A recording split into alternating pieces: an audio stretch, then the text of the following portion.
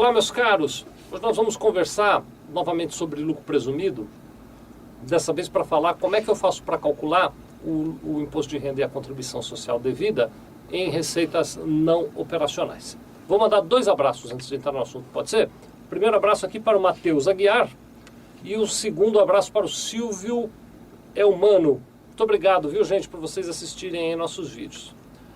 Então, deixa eu cumprir aqui a risca o que foi programado. A gente vai falar hoje sobre receitas não operacionais e como é que se calcula o imposto de renda e contribuição social para quem é optante do lucro presumido. Bom, muito bem.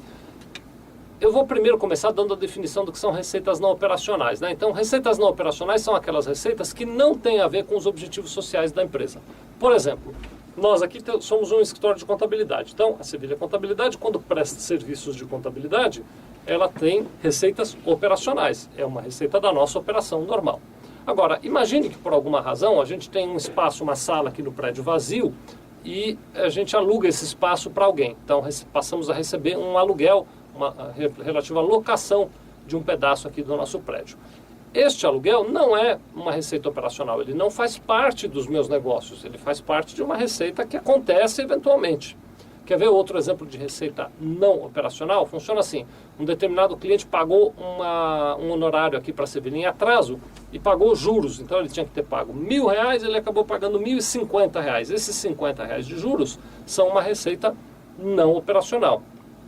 Outro exemplo de receita não operacional, imagine que a minha empresa participa de outra empresa qualquer e recebe lucros. Então a empresa da qual eu sou dono aqui através da Sevilha Contabilidade dá lucro, ela distribui lucro. Também é uma receita não operacional. É claro que tudo isso é circunstancial. Por exemplo, se a minha empresa é uma empresa de locação de bens próprios, de administração de bens próprios, o aluguel é uma receita operacional. Então no exemplo que eu estou te dando, esse aluguel só é não operacional porque a minha empresa é um escritório de contabilidade e não uma empresa de administração de bens próprios. Da mesma maneira, no outro exemplo que eu dei agora, se eu tenho uma empresa cujo objetivo é a participação em outras sociedades, quando eu recebo lucros dessas outras sociedades, é uma receita operacional e não operacional. Mas voltando no nosso exemplo, quando um escritório de contabilidade recebe aluguéis de um espaço que ele tem ou recebe distribuição de lucros de empresas das quais ele participa, essas receitas são receitas não operacionais. A principal característica do lucro presumido, quem opta pelo lucro presumido normalmente está olhando isso, é que você pega o total das receitas operacionais de um determinado mês, aplica um percentual para achar o resultado. Para determinar a base de cálculo do imposto de renda, eu pego o total das minhas receitas, multiplico por um determinado percentual e o resultado dessa multiplicação é a base de cálculo para o imposto de renda. Então, eu não pago o imposto de renda sobre o valor total das minhas receitas, né? É só sobre parte dela.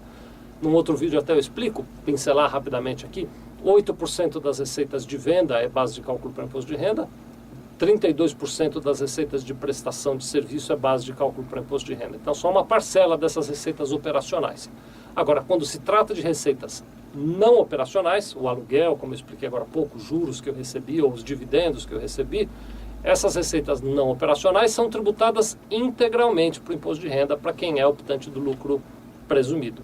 Então é preciso tomar esse cuidado na hora de fazer a apuração para dar o adequado tratamento.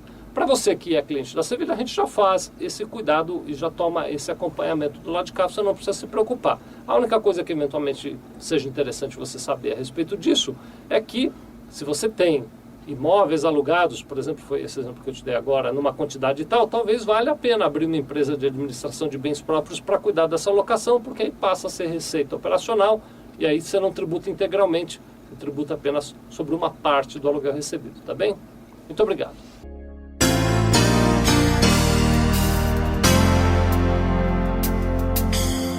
Sevilha Contabilidade. Nós vendemos tranquilidade.